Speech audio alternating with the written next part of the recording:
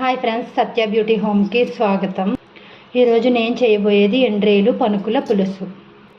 ఒక్కసారి ఇలా ట్రై చేయండి ఫ్రెండ్స్, చాలా బాగుంటుంది. మట్టి గిన్నె పెట్టుకుని ఆయిల్ వేసుకోవాలి. మెంతులు, జీలకర్ర, కరివేపాకు ఒకసారి బాగా కలుపుకోవాలి. వేడి నీళ్ళలో నానబెట్టి కడిగిన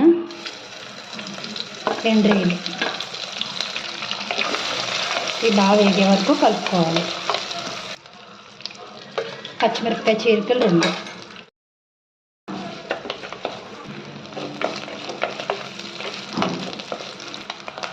ఎండ్రేలు బాగా వేగాక 2 ఉల్లిపాయల ముక్కలు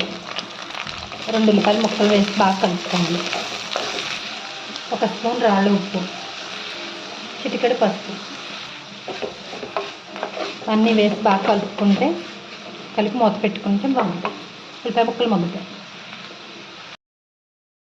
ఇలా మూత పెట్టుకోవాలి.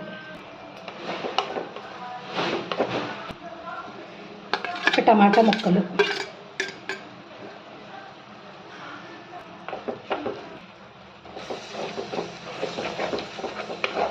ఉల్లిపాయలు బాగా వేగిపోయాయి. ఇప్పుడు కొంచెం కారం, 2 స్పూన్లు కారం, 2 స్పూన్లు కారం వేసి పచ్చివాసన పోయే వరకు కలపాలి.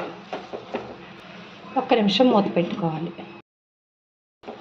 కారం పచ్చివాసన పోయిన తర్వాత ఓ పెద్ద నిమ్మకాయ సైజు అంతా చింతపండు నానబెట్టుకోవాలి.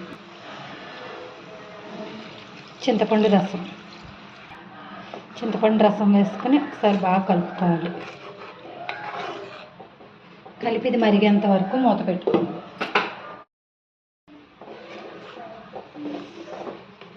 ఒకసారి ఉప్పు కారం చూసుకోవాలి.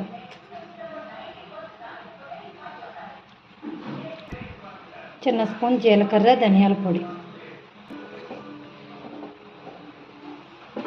కాస్త మరగనివ్వాలి. పులుసు మరిగేటప్పుడు చిన్న బెల్లం ముక్క, కొత్తిమీర, పెసరపనుకులు వేసి బాగా ఒకసారి కలుపుకొని మూత పెట్టుకోవాలి.